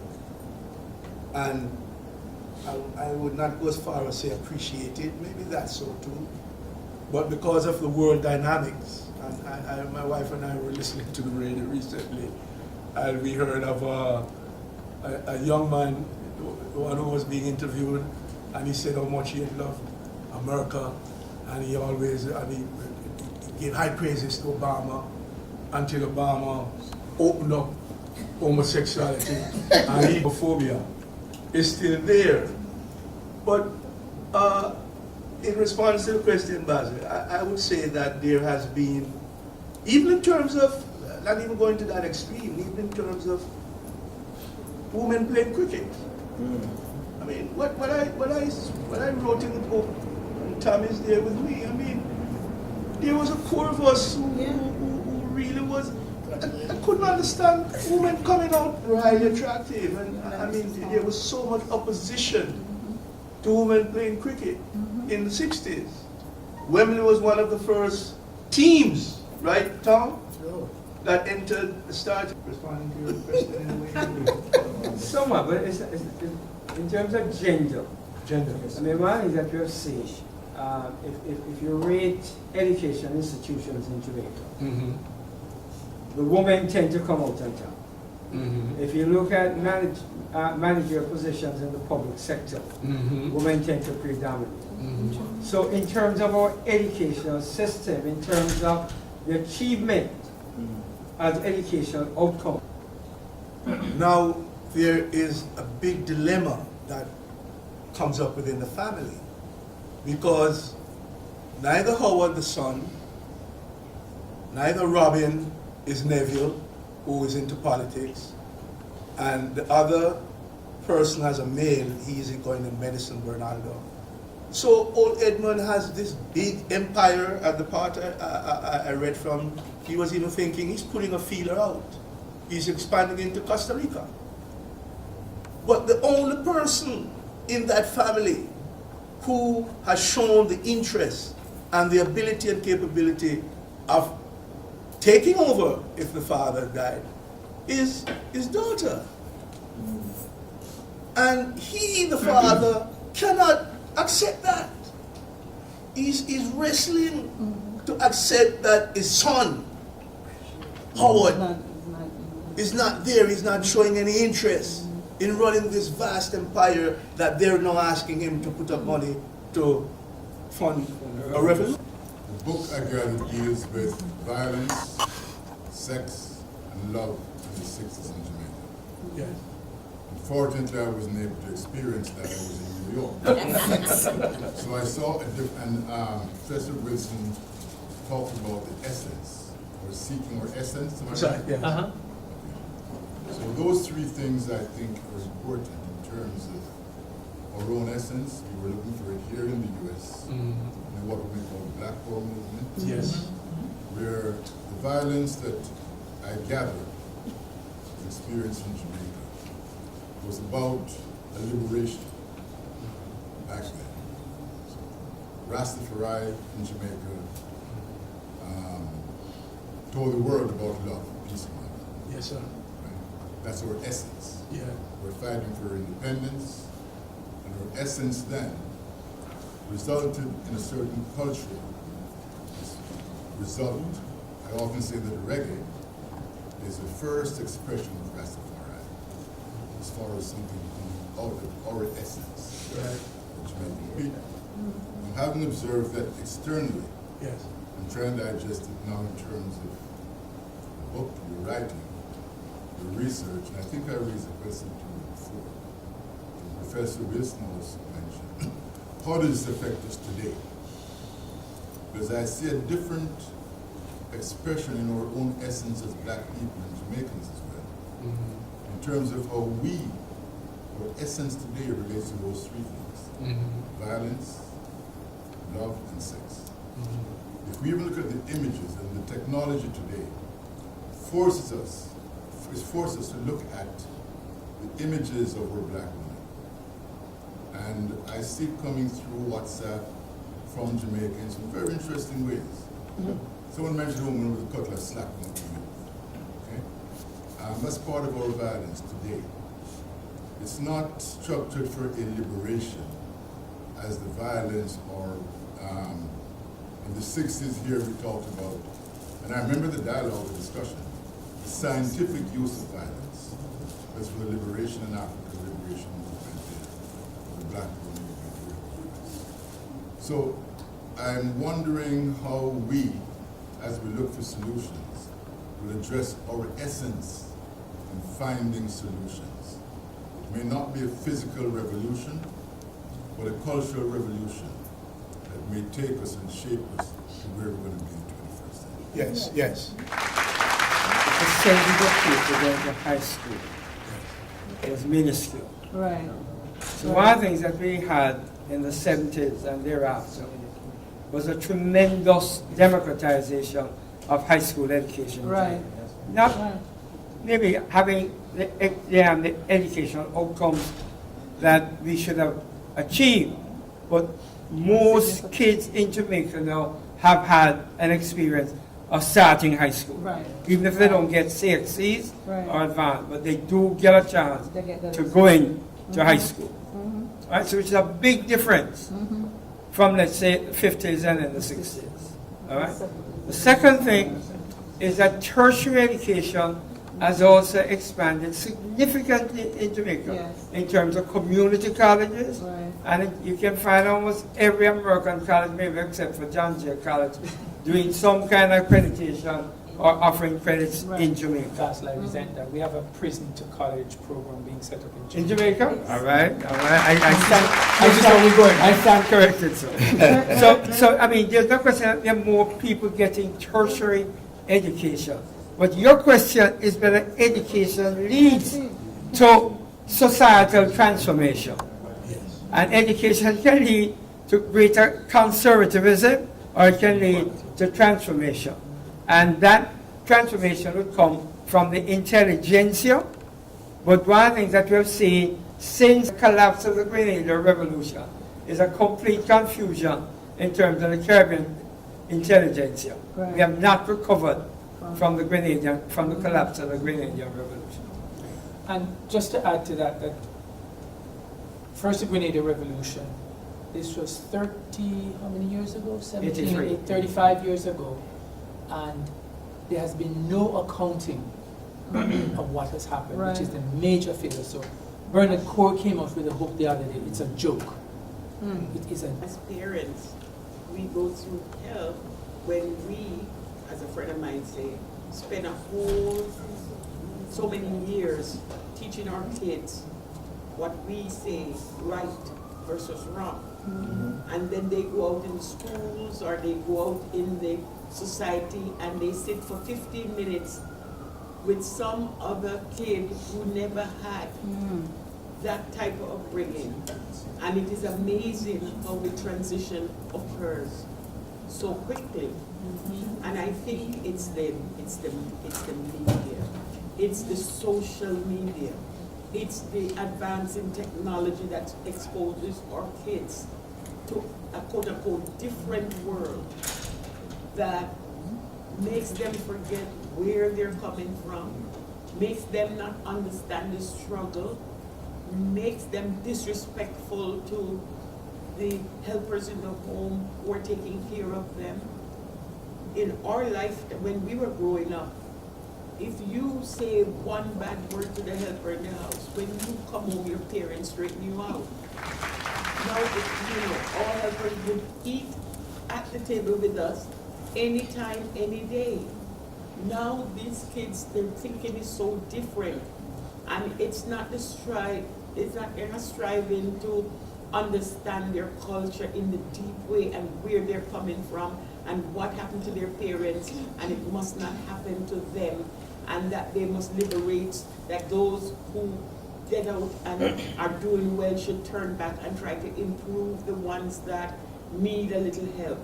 It's just getting out there, getting all the fabulous things, getting all the things, and just forgetting. And so revolution is like archaic in a real sense to them, and they can't identify with it, and they're even embarrassed to talk about it or to have any expression of what some of their parents lived years of their life struggling for to make them even better. It is a crisis, I think. There are two major trade unions in Jamaica, which are BITU and the NW, I think. They are politically attached.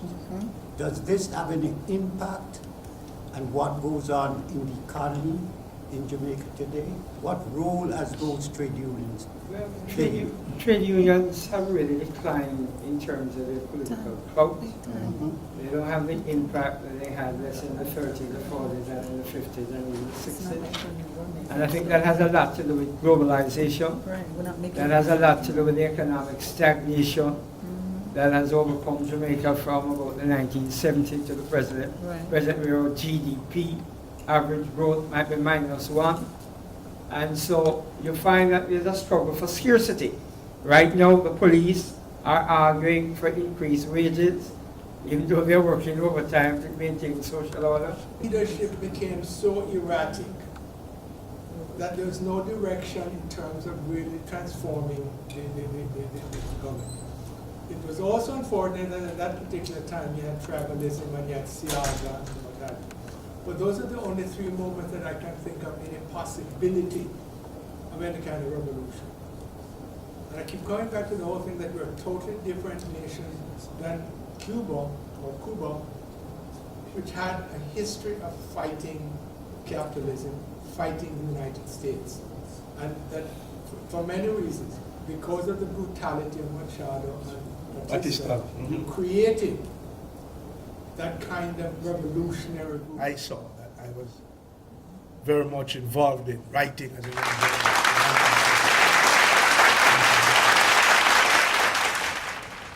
And I feel that if Jamaica, if the People's National Party did not win the 72 elections, is another time, period, that a civil war, it was on the brink.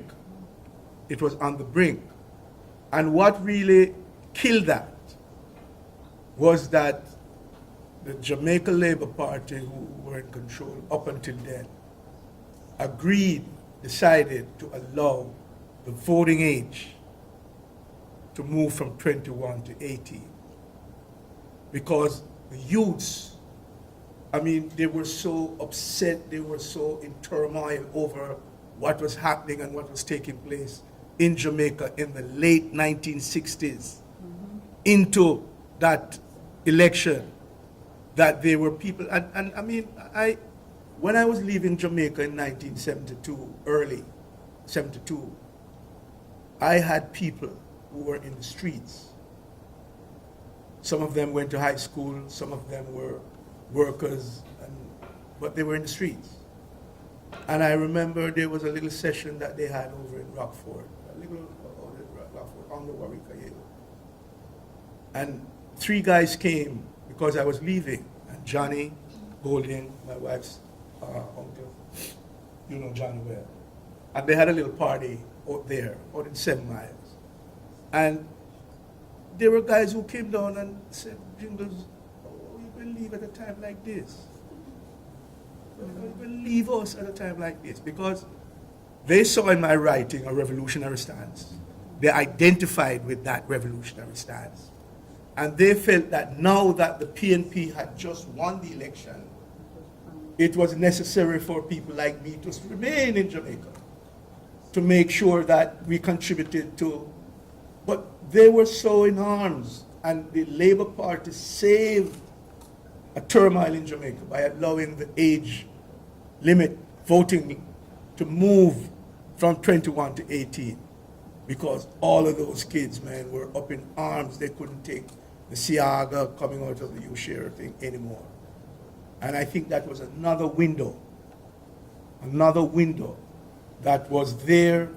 I'm not saying that the revolution taking place would be for the betterment, as the two speakers, hosts pointed out earlier. It could be for the good, it could be for the bad.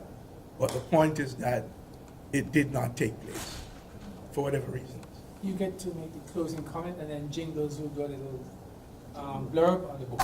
Well, I wanted to comment, thank you for that, Professor Adams. I wanted to comment on what Professor Wilson asked in the book. The strong Jamaican woman who is, in terms of all that we talk about, in Jamaica, there's always been that where we had women who were head of households, but very strong in terms of their leadership, in terms of their influence on their children, in terms of whether they were teachers or whatever. That strong Jamaican woman prototype that existed, I think, is something that tends to be overlooked now.